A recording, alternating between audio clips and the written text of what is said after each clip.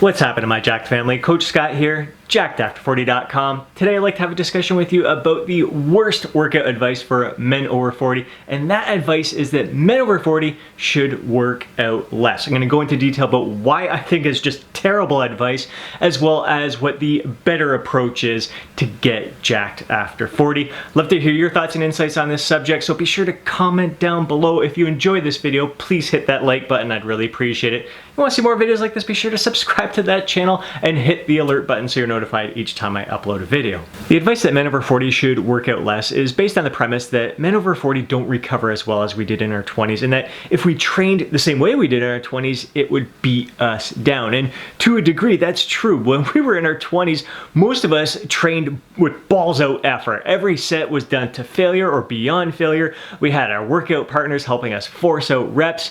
We didn't do any kind of warm-up at all. We basically ignored any injury we had. No pain, no gain, bro, and everything was done with high volume. But that doesn't mean that we should train less. That doesn't mean that training more is not beneficial to us. It doesn't even explain why training less is any better. And it's true that men over 40 need to pay more attention to recovery, which is why I recorded the video recently sharing the 5 incredible tips to help men over 40 recover like a champ. Link up above as well as down below in the description. But to say that men over 40 need to work out less is just lazy advice. You may as well just trade your dumbbells in for soup cans. The thing is, you're not going to get an adequate amount of muscle damage and stimulus to cause your body to improve and transform for the better when you follow this advice. There is a much better approach, and let's get into the details now. The truth is, the longer we've been training, the more volume we can handle. Mind you, not outrageous amounts of volume, and it's important that you gradually increase that volume over time, slowly and steadily. And the key here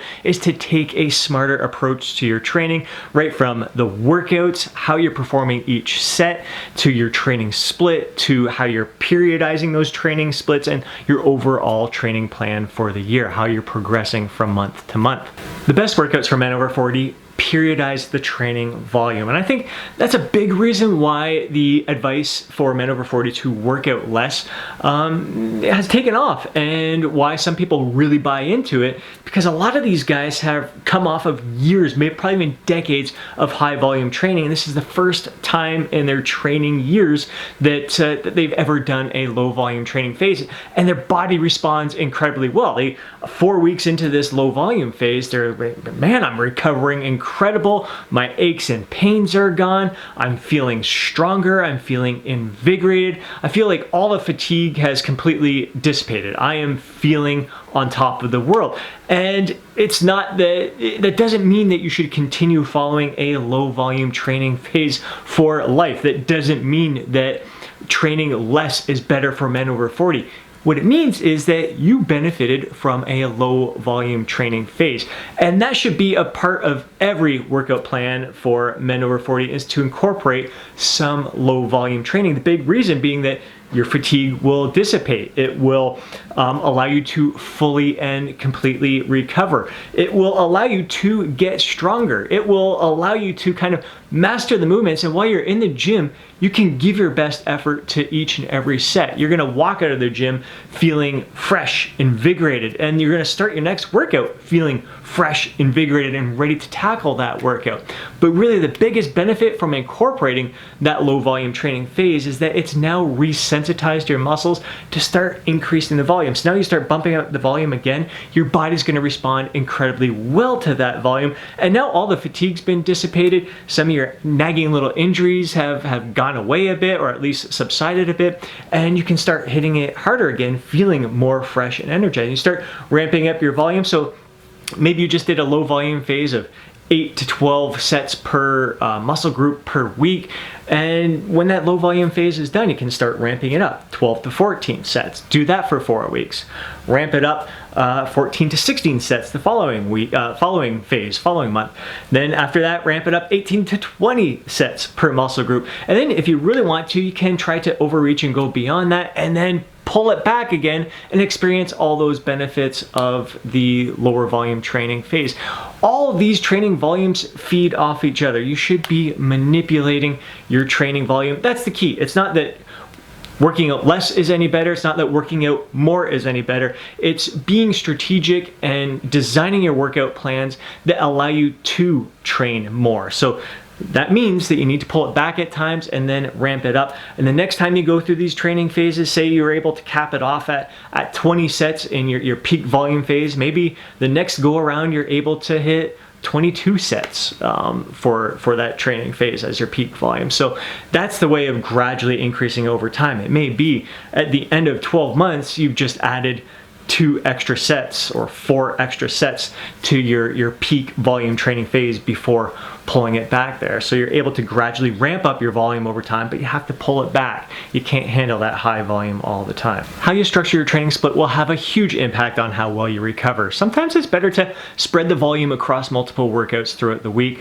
And if you've been following my videos, you know the approach that I prefer is a punish and prod approach. I've shared it in multiple videos recently, as well in the free guide, Jacked After 40, link above, as well down below in the description, where you're going to work at muscle with somewhat higher volume one time, and then a couple days later you're going to prod it with lower volume, and that lower volume workout is going to help you speed up recovery by delivering some nutrient-rich blood to the muscle, help it recover, rebuild, repair, and grow. And finally, how you structure each individual workout will have a huge impact on how well you recover. I find for men over 40, it's best to start with a joint-friendly exercise that's lighter weight, higher reps, really allows you to get that blood pumping to the target muscle while enhancing your mind-muscle connection. Next, moving on to a big lift in the 6 to 10 rep range without grinding any reps. You're going to save last set for best set, and even at that point, you're just going to finish at momentary muscular failure, not pushing it beyond failure, not grinding out any reps at all.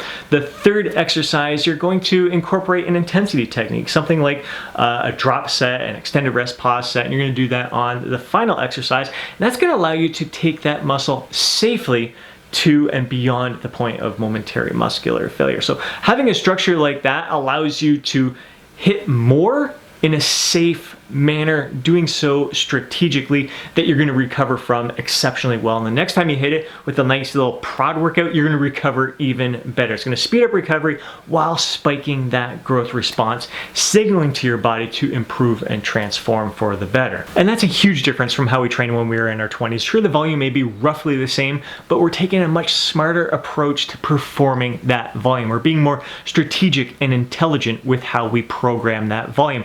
We're not grinding out reps. We're being strategic about when we're going to safely train beyond failure. We are manipulating our training volume over time. We're not hitting high volume each and every training phase. So we're taking a much smarter approach to training more rather than just falling back to the lazy approach of, hey, we're over 40, we should just train less all the time. And now I'd love to hear from you. What have been your experiences? Have you found that training less has been beneficial to you? Do you prefer higher volume? Do you manipulate your training volume?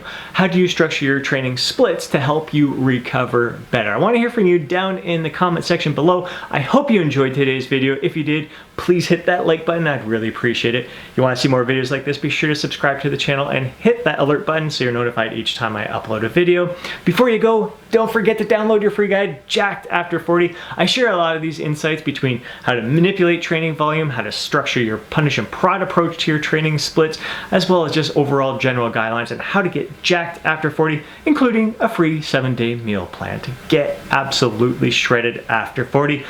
Hope you enjoyed this video. Hope you have an absolutely amazing day. I'll catch you in the next video.